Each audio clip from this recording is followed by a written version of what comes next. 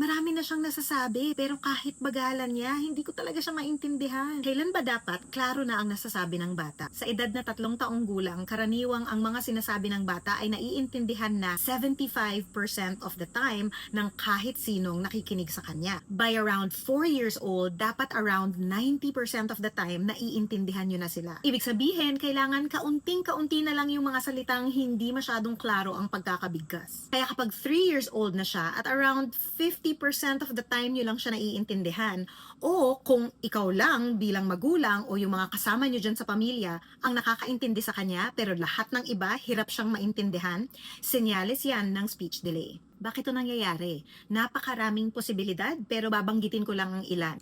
Unang-una, baka bingi o mahina ang pandinig kaya hindi niya nasasagap lahat ng tunog na kailangan niya sa pananalita. Hindi natin pwedeng gayahin ang hindi natin masyadong naririnig. Pwede rin naman kahit hindi siya bingi, pag natututo kasi tayo ng mga bagong salita, ginagaya natin yung mga naririnig natin, di ba? At may mga tunog na medyo malalapit yung tunog sa isa't isa. Maaring nagiging klaro lang kapag nakita na natin kung paano siya isinulat or ano yung spelling niya. Pero katulad nitong kanta ni Taylor Swift na maraming nagsasabi nung simula, anong sinasabi niya? At kapag nangyayari yan, huhulaan lang din ng bata kung paano ginagawa yung tunog na yon, ano kayang posisyon ng mga parte ng bibig nila, kailangan nilang gawin, at kapag nangyari yan at hindi agad na itama ay maaaring makasanayan ito. Isa pang posibilidad ay structural issues katulad ng cleft palate o ang butas sa ngalangala na maaaring maging sanhi ng pagkangongo. Maaaring may mga nawawalang ngipin kaya nag-iiba yung pagkabigkas ng ibang letra.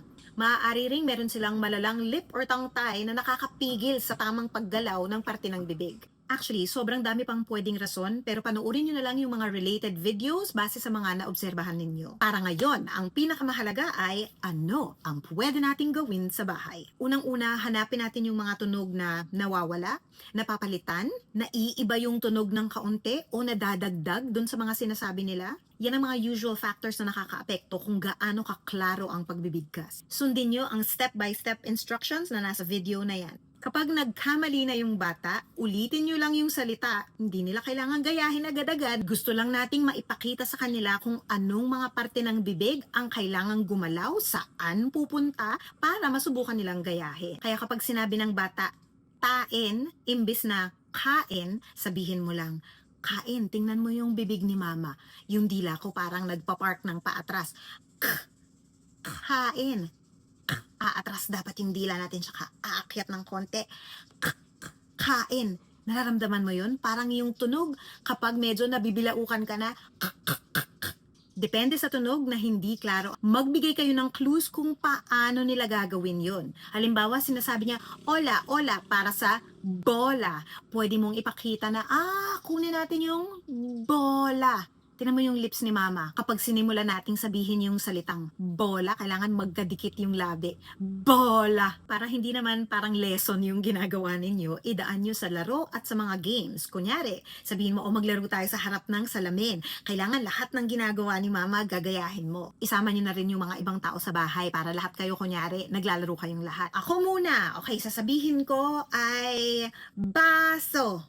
Sinong pwedeng gumaya ng baso? Tingnan nyo sa salamin. Pwede kayo maglaro ng parang pass the message. Tapos marami kayong opportunity na kapag siya yung nagsasabi sa'yo ng salita, sabihin mo, hindi ko maintindihan. Kailangan kasi nakadikit yung labi natin pag sinabi natin yun. Try mo nga. Bola. Bola. Bola. Or gumawa kayo ng parang scavenger hunt. Okay, maglaro tayo ng game. Paramihan tayo ng mahahanap na mga gamit na nagsisimula sa tunog na ba. O ako mauuna. Bola. Bola. Ikaw anong mahanap mo na nagsisimula sa ba? Malaking tulong rin ang pagkanta ng mga nursery rhymes kasi yung mga tunog ng mga rhymes na may expect nila, medyo magkakatunog sila, no? Nakaka-improve ng phonological awareness. Napakarami pa pero hanggang dyan lang muna tayo ngayon. Napakahirap ng usaping ito. Kaya kung kailangan nyo ng tulong, huwag mahihiyang lumapit sa isang speech therapist para sa isang assessment para maging klaro kung ano ang mga kailangan gawin para maging klaro ang pananalita ng mga anak ninyo. Happy talking! Mabuhay!